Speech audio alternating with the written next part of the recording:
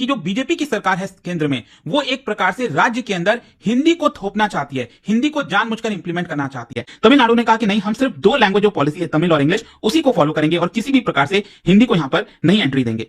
The language war rages on after Tamil Nadu Chief Minister Stalin accused the central government of imposing Hindi on southern Indian states through the national education policy. Hindi is not the national language. Revanth Reddy said that the central government is imposing Hindi, the most spoken language in India. Tamil Nadu ने इसको implement करने से मना कर दिया है। In fact आप देख सकते हो, उन्होंने ये कहा है, जो चीफ मिनिस्टर है एमके स्टालिन, कि अगर सेंटर हमें 10,000 करोड़ रुपए भी दे देगा तो भी हम ये जो पॉलिसी है उसको इंप्लीमेंट नहीं करेंगे। उसको मैं आपसे जो है यहाँ पर क्या किया गया, जो रूपी का सिंबल है उसको रिप्लेस करके जो तमिल का लेटर है वो इस्तेमाल किया गया। At least put your signature in Tamil. PM Modi कह रहे थे कम से कम अपना जो सिग्नेचर है वो तो तमिल में करा करिए, जब आप इतनी बड़ी बड़ी बातें करते हैं तमिल लैंग्वेज के बारे में।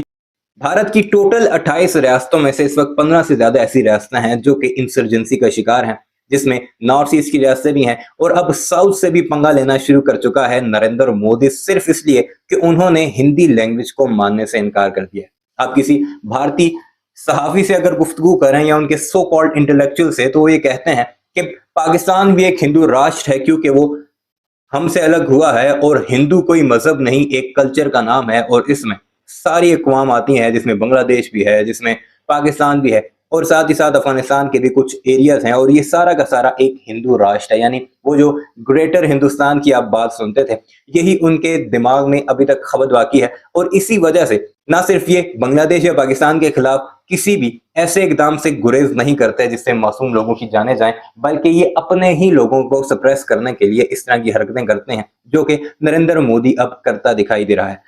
सबसे पहले उन्होंने तमिलनाडु पर हिंदी जुबान थोपने की कोशिश की, जिसे उन्होंने रिजेक्ट किया और एक खास तगड़ा पैगाम देते हुए ये तक कहा कि तुम्हारे जो रुपए का निशान है वो भी हम यहाँ पर कबूल नहीं करेंगे। और अब नरेंद्र मोदी जब वहां पर पहुंचा है सो कॉल्ड किसी ब्रिज का इफ्तिताह करने, तो उसने तामिलों की फिर तौहीन की है और उनके लीडर को ये कहा है कि तुम बड़ा हिंदी हिंदी करते हो, सबसे पहले अपना सिग्नेचर तो तामिल में करके दिखाओ। यानी जो कि एमके स्टालिन है, इस वक्त डीएमके की उनकी हुकूमत है और तमिलनाडु के सीएम है, काफी मकबूल लीडर है वहां पर, क्योंकि वो अपनी आइडेंटिटी बाकी हिंदुस्तान की तरह बदलना नहीं चाहते।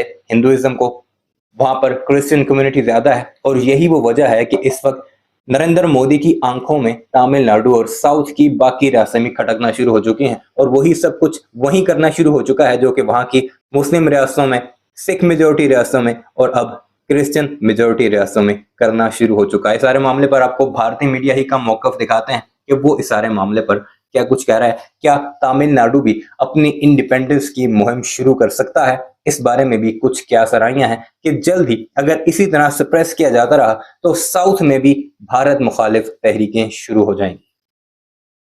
जैसा कि आप सब जानते हैं, तमिलनाडु की सरकार और उनके जो चीफ मिनिस्टर हैं एमके स्टालिन, उनका जो रिलेशन है सेंट्रल गवर्नमेंट के साथ, जो बीजेपी की सरकार है, बिल्कुल भी अच्छा देखने को नहीं मिल रहा। अभी पीएम मोदी तमिलनाडु गए हुए थे और उन्होंने बड़ा अटैक किया है डायरेक्टली डीएमके की गवर्नमेंट और एमके स्टालिन के ऊपर। आप देख सकते हो खबर, at least put your signature in Tamil. PM Modi कह रहे थे कम से कम अपना जो सिग्नेचर है वो तो तमिल में करा करिए, जब आप इतनी बड़ी बड़ी बातें करते हैं तमिल लैंग्वेज के बारे में, उसको लेकर प्राइड देते हैं, तो कम से कम जो सिग्नेचर है वो तो तमिल में हो सकता है। फिर इसके अलावा उन्होंने ये भी बोला कि देखिए कुछ लोगों की आदत होती है रोने की, तो फंड को लेकर बेसिकली वो बात करें, तो वो सब कुछ मैं आपको डिटेल से चर्चा करूंगा। इसके अंदर हम देखेंगे कि एग्जैक्टली हुआ क्या क्या है, कि पीएम मोदी ने एग्जैक्टली क्यों बोला और कब बोला। आपको पता होगा कल जो है रामेश्वरम में तमिलनाडु में पीएम मोदी गए हुए थे, वहां पर वो एड्रेस कर रहे थे। और वो क्यों गए हुए थे? क्योंकि आपको पता ही है पंबन ब्रिज, जो नया वाला पंबन ब्रिज आप देख रहे हो, ये उसका उद्घाटन किया गया। और पिछला जो पुराना वाला पंबन ब्रिज था वो काफी पुराना हो गया था, शिप्स वगैरह को गुजरने में प्रॉब्लम आती थी और ये बंद भी पड़ा हुआ था लंबे समय से। तो इसको लेकर मैंने एक डिटेल वीडियो कल ही बना दिया था इस ब्रिज के बारे में, वो आप देख लीजिएगा। लेकिन यहीं पर वो एड्रेस कर रहे थे और तब उन्होंने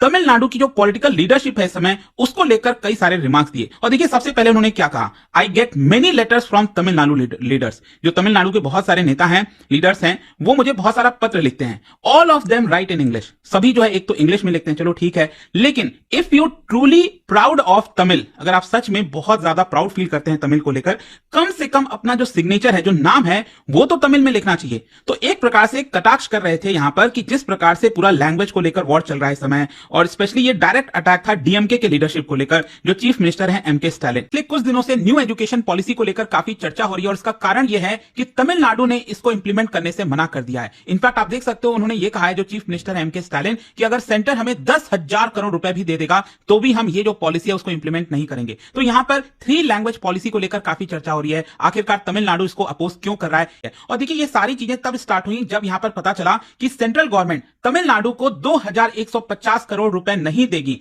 क्योंकि यहां पर वो तभी मिलेगा जब आप राज्य के अंदर न्यू एजुकेशन पॉलिसी इंप्लीमेंट करोगे। तो यहां पर जो चीफ मिनिस्टर है एम के स्टालिन, उन्होंने बेसिकली ये कहा है कि it is not just about Hindi imposition, मतलब हिंदी तो एक मुद्दा है ही है, लेकिन इसके साथ साथ ये जो न्यू एजुकेशन पॉलिसी है इसके बहुत सारे कॉन्सिक्वेंसेज हैं जो स्टूडेंट्स के फ्यूचर को इंपैक्ट करेंगे, जो सोशल जस्टिस सिस्टम है उसको इंपैक्ट करेंगे। तो वो भी मैं आपको बताऊंगा कि यहां पर उसके अलावा क्या क्या चीजें हैं। लेकिन एक्चुअली सबसे पहले आपको बता दूं कि ये पूरा विवाद कब से स्टार्ट हुआ। अभी 15 फरवरी को क्या हुआ था, जो यूनियन मिनिस्टर है, एजुकेशन मिनिस्टर धर्मेंद्र प्रधान जी, उन्होंने ये क्लेम कर दिया कि यहां पर हर एक राज्य को न्यू एजुकेशन पॉलिसी इंप्लीमेंट करने पर एक पर्टिकुलर पैसा रिलीज किया जाएगा और ये बेसिकली समग्र शिक्षा अभियान के तहत किया जाएगा। लेकिन अगर तमिलनाडु या फिर कोई भी राज्य अगर उसको इंप्लीमेंट नहीं करता है तो उनको यहां पर यह पैसा नहीं मिल पाएगा। लेकिन जो एम के स्टालिन उन्होंने कहा कि 2,000 करोड़ तो दूर की बात है, अगर हमें 10,000 करोड़ रुपए भी मिलेंगे केंद्र सरकार से इस पॉलिसी को इंप्लीमेंट करने के लिए तो भी मैं इंप्लीमेंट नहीं करूंगा। उन्होंने बेसिकली ये कहा है कि एक प्रकार का ये पाप होगा, क्योंकि अगर हम ये इंप्लीमेंट करते हैं तो तमिलनाडु 2,000 साल पीछे चला जाएगा। ये एम के स्टालिन का कहना था। तो देखिए यहां पर कई चीजों को लेकर विवाद है, लेकिन सबसे पहला और जो सबसे बड़ा विवाद हो रहा है वो है 3 लैंग्वेज फॉर्मूला को लेकर। ये 3 लैंग्वेज फॉर्मूला है क्या? देखो 2020 की जो न्यू एजुकेशन पॉलिसी आई थी उसमें रिकमेंड किया गया था कि 3 लैंग्वेज फॉर्मूला होना चाहिए, मतलब हर एक राज्य को अपने बच्चों को, मतलब वहां पर जो स्कूल्स हैं उसमें 3 लैंग्वेज सिखाना चाहिए। अब ये 3 लैंग्वेज कैसे डिसाइड होगा? देखो एक तो ये बोला गया कि एक मदर टंग होना चाहिए, जैसे मान लो अगर हम तमिलनाडु की बात करें तो एक तो लैंग्वेज तमिल हो गया। फिर दूसरा बोला गया कि इंग्लिश, क्योंकि यहां पर जॉब्स वगैरह काफी क्रिएट होती हैं, इंग्लिश आज के डेट में ग्लोबल लैंग्वेज है तो उसकी जरूरत पड़ती है, तो दूसरा मान लो इंग्लिश हो गया। फिर तीसरा लैंग्वेज जो है वो कोई भी भारत का नेटिव लैंग्वेज हो सकता है।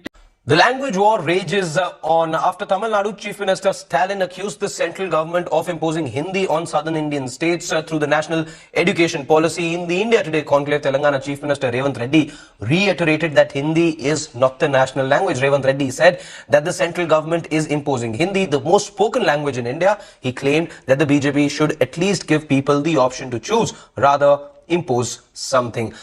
Andhra Pradesh Chief Minister Andhra Pradesh Minister, Nara Lokesh has rejected the imposition of any language. He said that the NDA promotes local languages. He also mentioned that there is a need to be multilingual to survive in the world. Let's turn therefore to some of the political questions. Your HRD and education.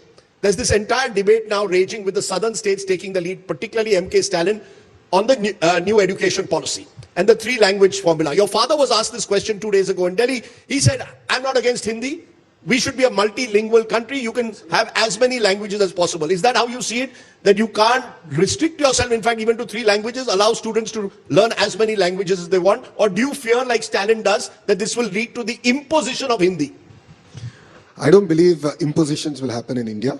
I believe every state is unique, and when I met the education minister, he was more insisting me on promoting Telugu in my own state and as a medium of education.